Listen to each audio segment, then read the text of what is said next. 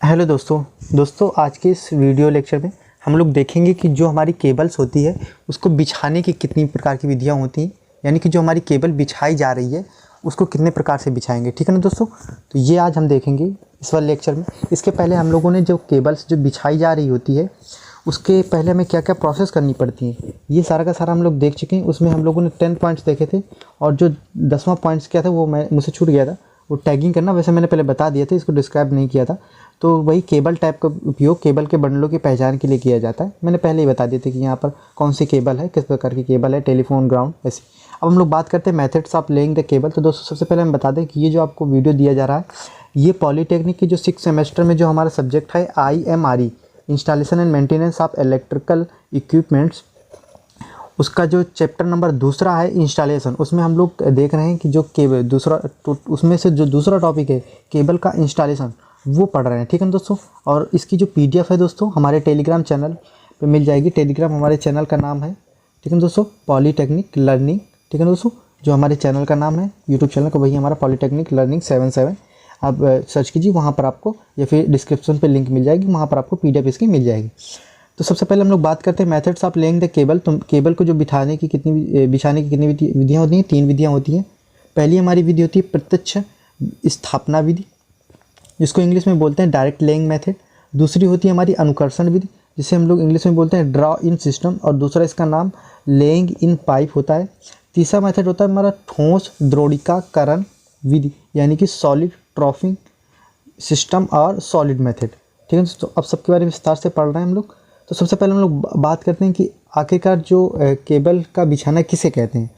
तो भूमिगत प्रणाली द्वारा इलेक्ट्रिक पावर को ट्रांसमिट और डिस्ट्रीब्यूट करने हेतु केबल को भूमि के अंदर एक निश्चित ढंग से स्थापित करने को ही हम लोग केबल्स का क्या करते हैं, बिछाना कहते हैं। यानी कि ऐसा नहीं है कि आपने गड्ढा खोदा, केबल डाल दी और केबल का बिछाना हो गया, नहीं। एक प्रॉपर वे में ट्रांसमिशन केबल हो चाहे वो डिस्ट्रीब्यूशन केबल हो, सबको प्रॉपर वे में जब हम लोग उसे इंस्टॉल करते हैं, बिछाते हैं, वही हमारा केबल का बिछाना कहलाता है।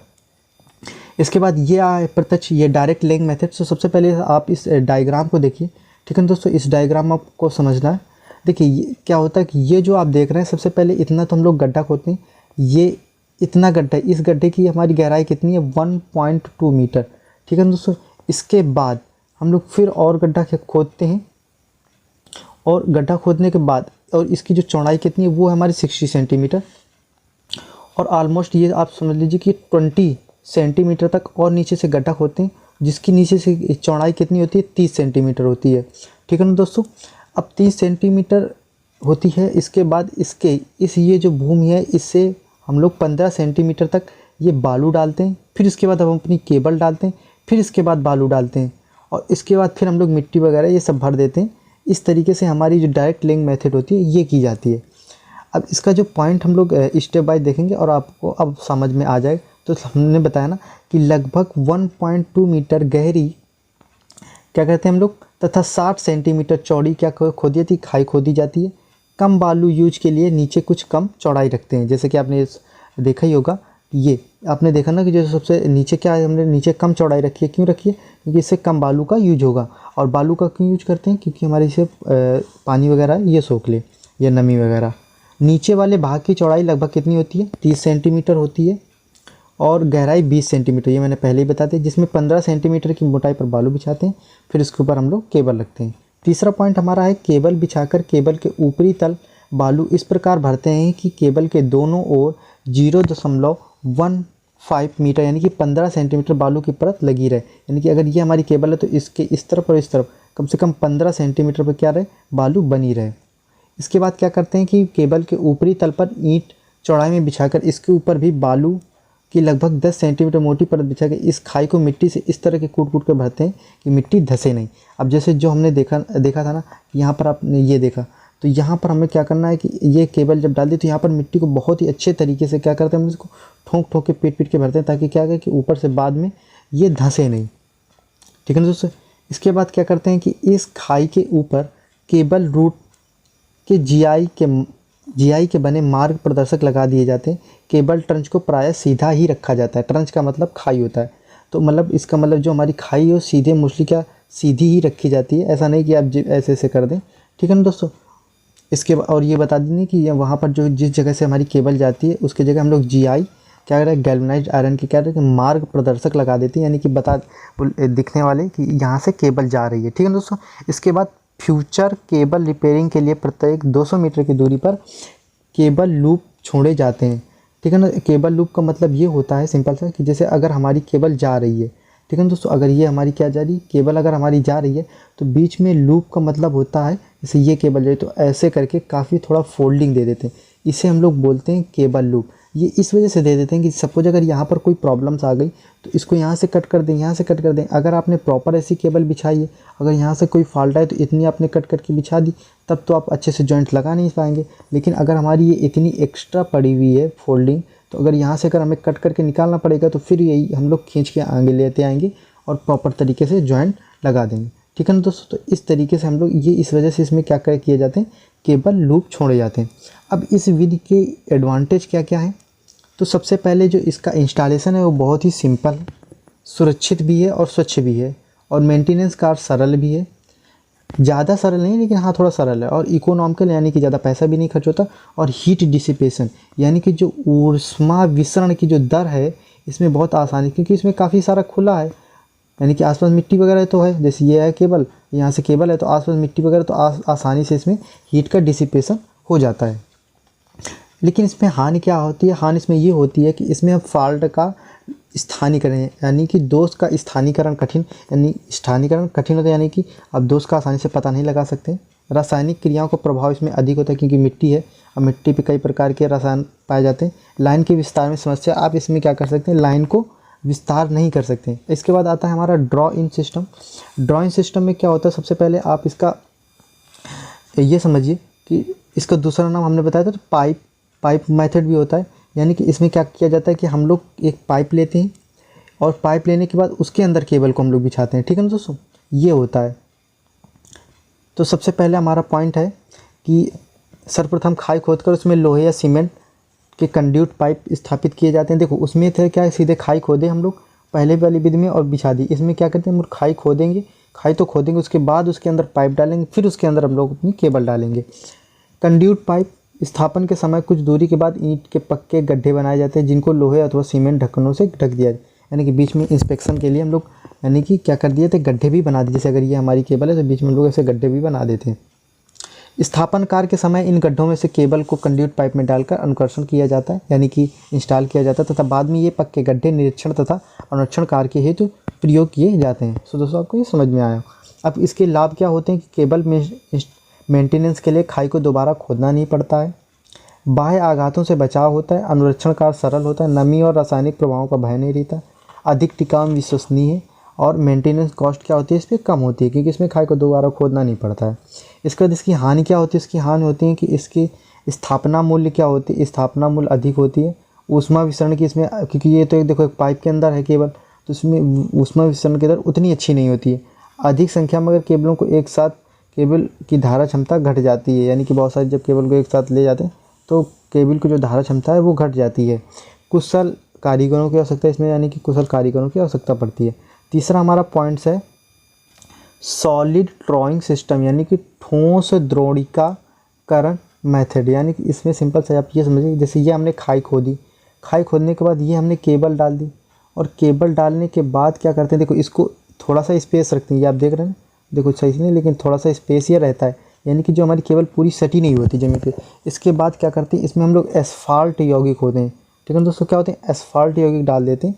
तो इससे क्या होता है कि ये एस्फाल्ट यौगिक प्रॉपर क्या कहते हैं, एक जैसे आपने डामर नहीं देखा होगा, जो कृषि जो जिसे रास्ते वगैरह बनाए देते उसको डालता। अब ये क्या उसी तरीके का ये भी होता है। अब इसको अगर आप डाल देंगे तो क्या पहले तो लिक्विड टाइम मतलब गर्म किया तो लिक्विड टाइम में, उसके बाद ये इसके पास जाकर क्या आ जाता है, ये जम जाता है इसकी तरफ, और जम जाने से क्या होगा, जिस जगह पर हमारी केबल है उसी जगह पर वो प्रॉपर बनी रहेगी, यानी कि इधर उधर नहीं जाएगी। इसके बाद फिर ऊपर हम लोग मिट्टी या बालू कंक्रीट ऐसे डाल देते हैं। इस तरीके से हम लोग करते हैं। अब पॉइंट में देखते हैं तो भूमि में खाई खोदकर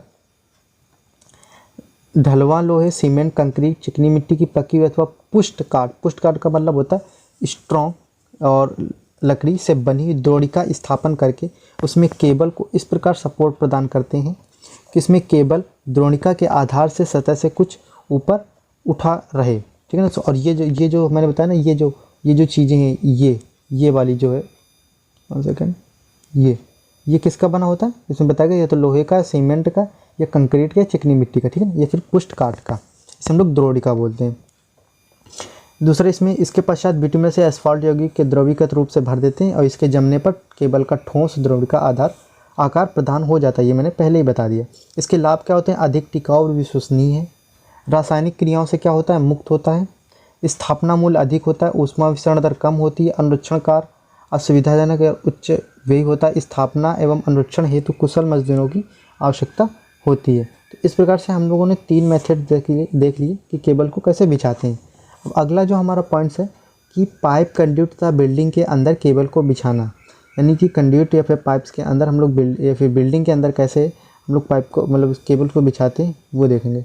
तो पावर केबल को भूमि डक्ट का मतलब होता है नली या टनल में बिछाना, कैसे बिछाते हैं। तो सबसे पहले आप इस डायग्राम को देखिए, ये आप डायग्राम देख रहे होंगे, ठीक है दोस्तों, ये आप डायग्राम देखिए। यहाँ पर हमने क्या किया है कि देखो यहाँ से हमारी क्या जा रही है, केबल यहाँ से जा रही है, इसके बाद यहाँ से हमने एक थोड़ी नली बनाई और इसके थ्रू मशीनों के थ्रू फिर हम ऐसे करके, और यहाँ से देखो एक तरफ से ये केबल दी जा रही है और एक तरफ से खींची जा रही है, ठीक है ना दोस्तों।